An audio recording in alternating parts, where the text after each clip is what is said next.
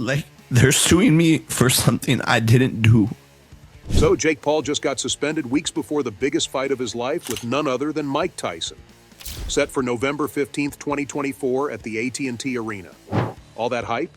Yeah, it's blowing up in smoke right now. Jake had the entire boxing world buzzing about this clash with Iron Mike. But in true Jake Paul fashion, controversy came knocking again. Sure, the YouTuber turned boxer has never been a stranger to drama, but this latest bombshell lawsuit? It's taken his whole career down with him. The dude's been hit with a lifetime suspension, and it's all thanks to him being on the juice. You heard me right. Jake's been caught using steroids. And here's the kicker. Mike Tyson is a man known for his integrity, so of course he wasn't about to let this slide. As soon as Tyson found out Jake was juicing, he called the entire fight off. No hesitation. Mike wasn't here for the cheating games, but guess what? It doesn't stop there. The Boxing Commission decided to take it up a notch, dropping a hammer so hard it made Jake hang up his gloves for life. Let's break it down. Let's dive straight into the nitty-gritty.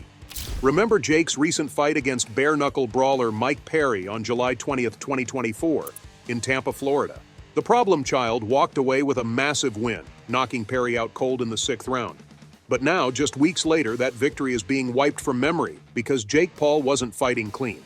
That KO everyone was buzzing about? It wasn't Jake's skills or strength, it was all thanks to illegal substances. I think that's the one. Right hand!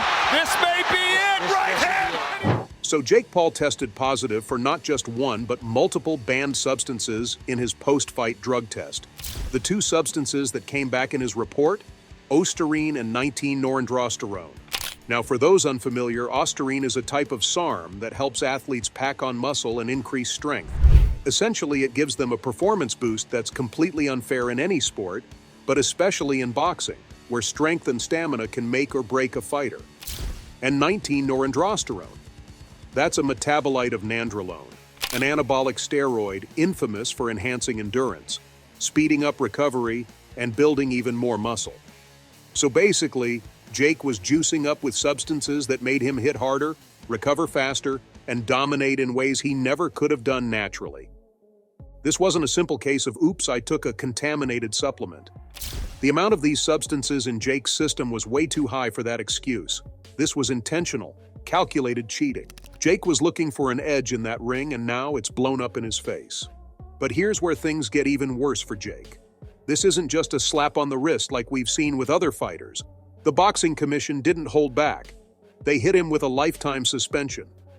That's right, Jake Paul is banned from boxing forever. No more fights, no more comebacks, no more stepping into a professional ring. His career? Done. It's as if the sport of boxing itself is saying, "We're done with you, Jake." Now let's talk about the timing of all this. Jake Paul was gearing up for the biggest fight of his life in November against none other than Mike Tyson. This was supposed to be the fight that solidified Jake as a legitimate force in boxing. Tyson, one of the greatest heavyweights of all time, taking on Jake Paul.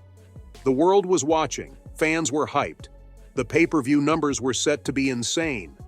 But now, it's all gone. Every ounce of hype has gone up in smoke. Why? Because Mike Tyson is not the kind of guy to tolerate cheating, especially in a sport that he helped define.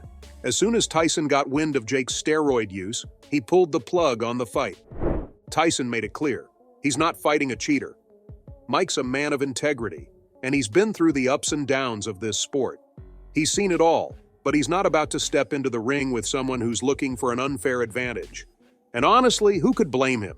Tyson's legacy is built on grit, skill, and power. He doesn't need to fight a juiced-up Jake Paul to prove anything. And just like that, the fight of the year is canceled. The one thing that could have saved Jake's reputation, the one fight that could have given him the respect he craves, is now off the table. But it didn't stop there. The Boxing Commission didn't just take away the Tyson fight, they made sure Jake would never box again. That lifetime suspension?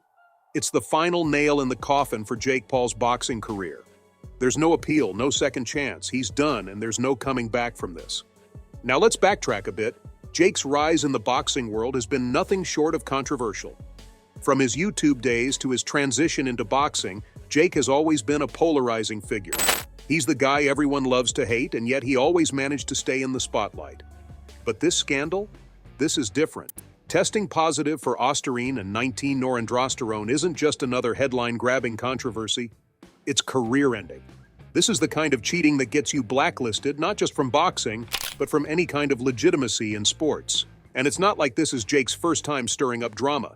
His whole career has been one long series of controversies, trash talk, beef with other fighters, and let's not forget the constant social media antics. But this time, the scandal is too big to sweep under the rug. The boxing world has turned its back on Jake Paul, and rightfully so. Let's be real for a second. Jake Paul's overnight transformation from YouTuber to heavyweight boxer has always raised some serious eyebrows in the fight world. I mean, who even makes a jump that big, packs on that much muscle, and starts bagging knockout wins left and right without something fishy going on behind the scenes? You don't just wake up one day, leave behind your YouTube pranks and challenges, and suddenly start knocking out legit fighters like it's no big deal. It takes years of hard work, discipline, and, yeah, natural muscle gain. But Jake? Nah, that kind of transformation doesn't happen naturally. Let's not pretend like we didn't all notice how quickly he bulked up.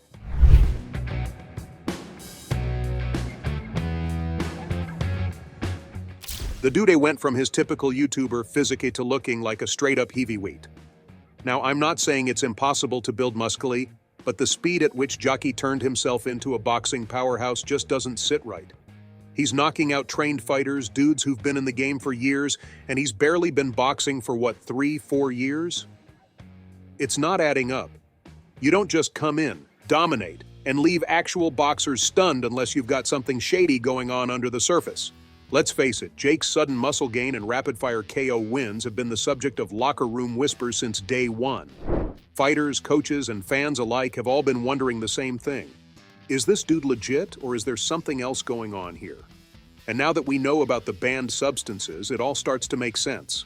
That muscle, those knockouts, they weren't earned through hours in the gym or years of grinding in the sport. They were shortcuts, plain and simple. And now Jake's paying the price for it.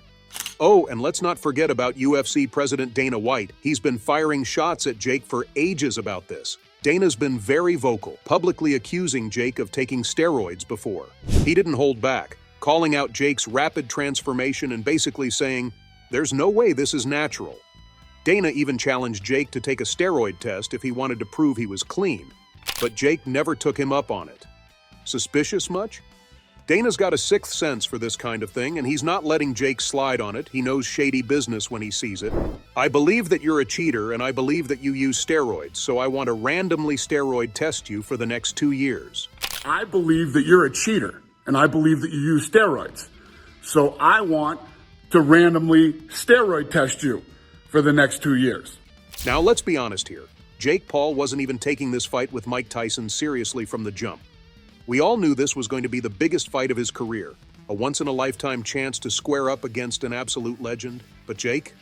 Oh no, instead of treating it like the defining moment it could have been, he was too busy cracking jokes and dropping prank videos like it was just another day in the YouTube office. It was like he forgot he wasn't just making content for his subscribers this time. He was supposed to be preparing to face one of the greatest fighters of all time. Gary, is there anything on this table that you think you follow? Maybe I'll honestly do the Dorados. No, you don't. I don't know the Dorados. The Vela. I mean, I could kill those times too. No, you couldn't. Remember those viral videos Jake posted? Yeah, the ones where he dressed up as some overweight dude, stuffing his face with McDonald's, pretending it was part of his training? Or that time he was lifting fake weights, making it look like he was putting in work when really it was all for laughs? It was ridiculous. Basically, Jake was out here doing everything you're not supposed to do before the biggest fight of your career. And this had half the fight world seriously questioning if Jake even deserved to be in the same ring as Mike Tyson.